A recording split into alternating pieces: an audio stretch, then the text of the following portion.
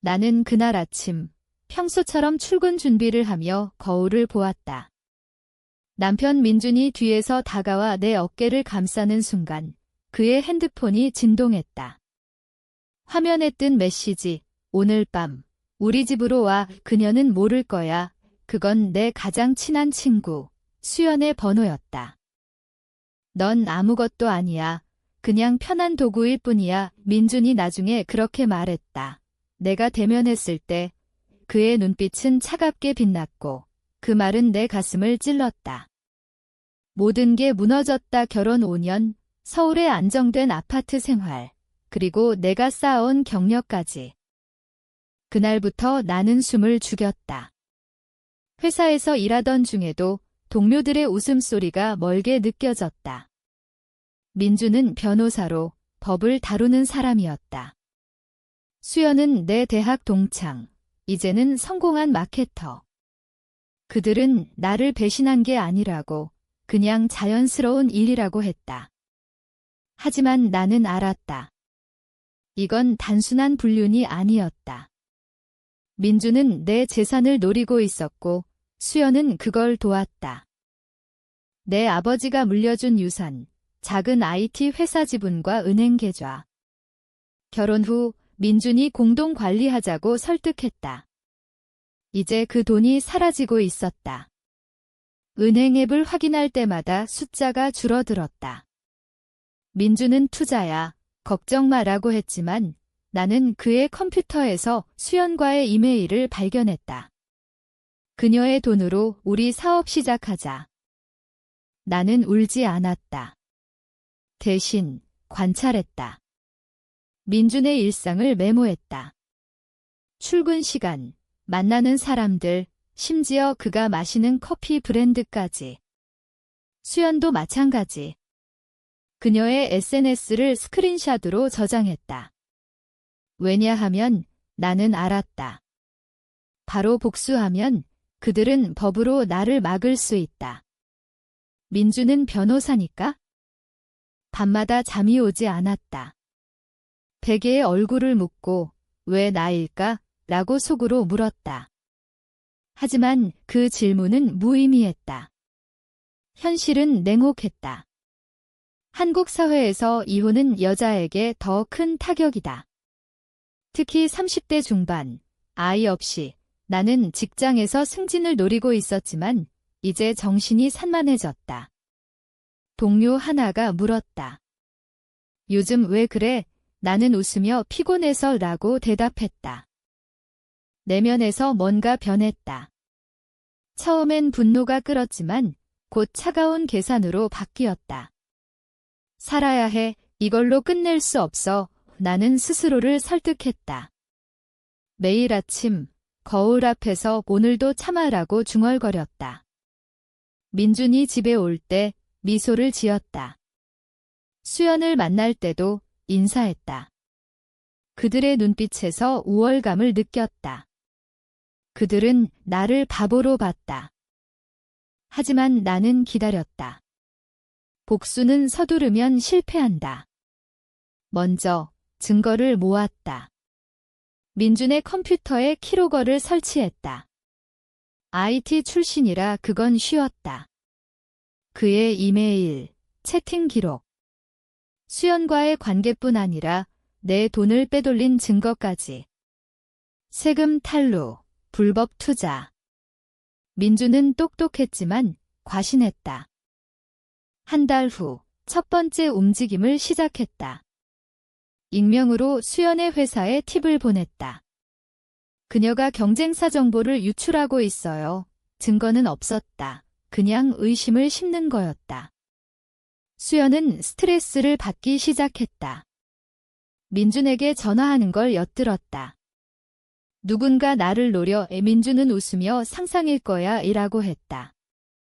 나는 웃었다. 속으로. 이게 시작이었다. 내 심장은 차가워졌다. 이제 내 차례야. 민준. 하지만 아직 아니었다. 더 기다려야 했다. 시간이 흘렀다. 2달째. 나는 여전히 집에서 민준과 함께 살았다. 아침에 커피를 타주고 저녁에 식사를 준비했다. 그는 의심하지 않았다. 오히려 더 친절해졌다. 죄책감 때문인지. 하지만 나는 알았다. 그건 연기였다. 내면에서 갈등이 일어났. 정말 이렇게 해야 해. 밤에 혼자 앉아 창밖을 보며 생각했다. 서울의 불빛이 번쩍였지만 내 마음은 어두웠다. 복수를 계획하며 나는 점점 나 자신을 잃어가고 있었다. 예전에 나는 따뜻했다. 친구들과 웃고 꿈을 쫓았다. 이제는 모든 게 계산됐다. 수연을 더 파고들었다. 그녀의 과거를 조사했다. 대학 시절 그녀는 나를 질투했다. 내 성적이 좋았고 남자친구가 많았다. 이제 그녀는 민준을 빼앗아 만족하나? 나는 그녀의 링틴을 통해 연결된 사람들을 찾았다. 옛 동료 하나에게 메시지를 보냈다. 가짜 계정으로. 수연 씨에 대해 물어볼 게 있어요. 그는 그녀의 불륜 소문을 털어놨다. 이전 직장에서 상사와 그 정보를 이용했다. 수연의 현재 상사에게 익명 메일을 보냈다. 조심하세요. 그녀는 과거에 문제를 일으켰어요. 첨부된 건 가짜 증거. 하지만 설득력 있었다. 수연은 회사에서 조사를 받기 시작했다. 그녀의 SNS가 조용해졌다. 민준에게 울면서 전화했다. 누가 나를 괴롭혀. 민준은 불안해졌다. 그의 사무실을 방문했다. 점심을 싸들고. 요즘 바빠? 물었다. 그는 고개를 저으며 괜찮아 라고 했지만 눈가에 주름이 생겼다. 나는 속으로 쾌감을 느꼈다. 하지만 동시에 공허했다. 이게 나야? 이렇게 잔인한 사람이? 자기 설득이 필요했다. 매일 일기를 썼다. 그들은 나를 파괴하려 했어? 나는 그냥 되갚는 거야. 하지만 꿈에서 그들의 얼굴이 나타났다. 웃으며 나를 비웃는? 깨어나면 땀이 흘렀다. 민준의 재정 비리를 더 깊이 파헤쳤다. 그의 클라이언트 중 하나가 세금 포탈 혐의로 조사를 받았다. 민준이 도운 거였다. 나는 그 클라이언트의 적대 회사의 정보를 흘렸다. 이 변호사가 불법을 저질렀어요. 민준의 사무실에 감사팀이 왔다. 그는 집에 와서 화를 냈다. 누군가 나를 노려. 나는 위로했다. 누구일까? 속으로는 웃었다. 하지만 그날 밤 거울을 보며 나 자신을 봤다. 눈이 차가웠다. 이제 멈출 수 없어. 이 복수는 중독됐다. 각 단계마다 내 인성이 조금씩 사라졌다. 수연이 먼저 무너지기 시작했다. 그녀는 민준에게 헤어지자고 했다. 이게 다 내 탓이야의 통화 내용을 들었다. 민준은 화를 냈지만 그녀는 떠났다. 이제 민준 혼자였다. 나는 기다렸다. 다음 단계를. 3달째. 민준은 점점 피곤해 보였다. 사무실에서 늦게 귀가하고 술을 마셨다. 나는 여전히 아내 역할을 했다. 하지만 이제 그의 약점을 쥐었다. 그의 컴퓨터에서 더 많은 비밀을 찾았다. 다른 여자들과의 채팅, 심지어 뇌물수수 증거. 내면의 갈등이 커졌다. 이걸로 끝낼까? 그냥 이혼하자. 하지만 그 생각은 빨리 사라졌다. 그들은 나를 아무것도 아니라고 했다. 이제 내가 증명할 차례였다. 나는 사회의 도덕과 법을 이용했다. 한국에서 명예는 중요하다. 그걸 빼앗는 게 최고의 복수. 첫 번째 큰 움직임, 민준의 동료들에게 소문을 퍼뜨렸다. 가짜 계정으로 법률 포럼에 글을 썼다. 이 변호사가 클라이언트 돈을 착취해요. 증거는 없지만 의심은 퍼졌다. 민준의 클라이언트 하나가 떠났다. 그는 집에서 짜증을 냈다. 내 평판이 왜 이래? 나는 힘들겠네 라고 하며 그의 어깨를 주물렀다. 속으로는 더 와드 수연에게는 더 세게 갔다. 그녀의 가족에게 편지를 보냈다. 익명으로. 딸이 불륜 중이에요. 그녀의 어머니가 전화했다. 수연은 울었다. 이제 그녀는 직장에서 휴가를 냈다.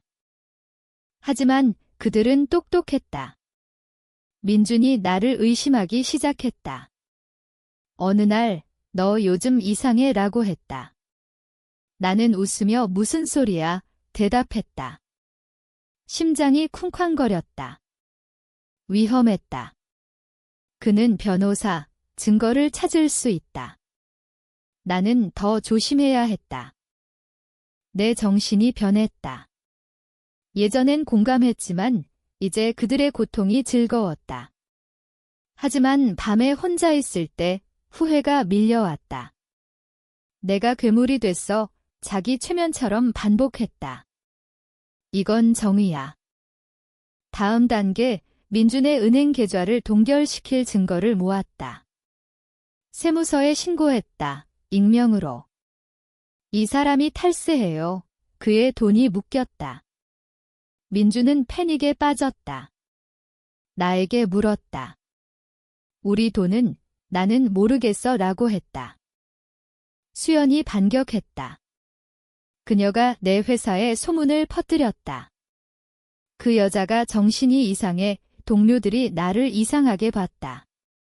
나는 화가 났지만 참았다. 이게 가격이었다. 내 명예도 상처받았다. 네 달째. 민준은 무너지기 시작했다. 사무실에서 해고 위기에 처했다. 클라이언트들이 떠났고 조사 중이었다. 그는 집에서 소리를 질렀다. 누가 이러는 거야? 나는 조용히 지켜봤다. 내면에서 불안이 커졌다. 이제 그만해. 내가 잃는 게 더 많아. 하지만 멈출 수 없었다. 복수는 내 삶의 일부가 됐다. 수연은 더 나빠졌다. 그녀는 우울증 진단을 받았다. 친구들에게 들었다. 나는 미안했지만 그 감정을 억눌렀다. 민준을 더 압박했다. 그의 옛 연인에게 연락했다. 가짜로. 그가 당신을 배신했어요. 그녀가 민준에게 항의했다. 이제 그의 과거가 드러났다. 법조계에서 소문이 돌았다. 하지만 민준이 반격했다. 그는 나를 감시하기 시작했다. 내 핸드폰을 확인하려 했다. 나는 증거를 숨겼다. 긴장감이 높아졌다. 밤에 잠이 안 왔다.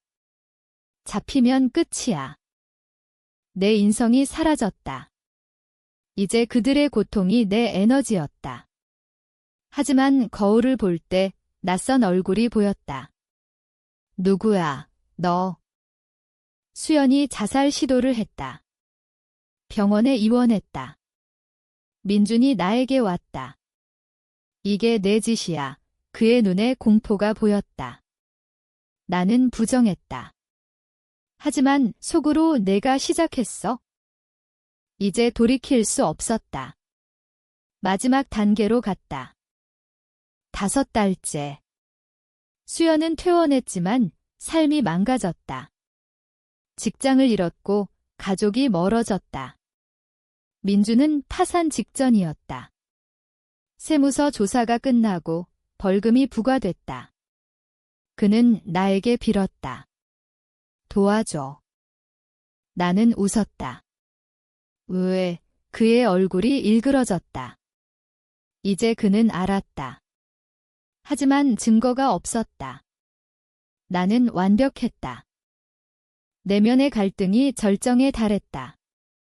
이제 만족해? 내가 잃은 건 친구들이 사라졌고 직장에서 소문이 돌았다. 나는 고립됐다. 복수의 대가였다. 민준을 최종적으로 무너뜨렸다.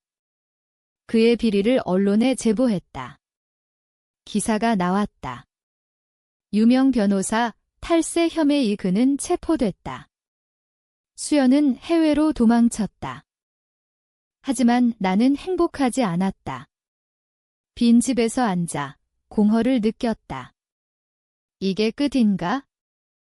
6달 후 모든 게 끝났다. 민주는 감옥에, 수연은 사라졌다. 나는 자유로웠지만 혼자였다. 밤마다 꿈에서 그들의 목소리가 들렸다. 넌 아무것도 아니야. 이제 그 말이 나에게 돌아왔다. 이게 정의였을까? 아니면 그냥 파괴.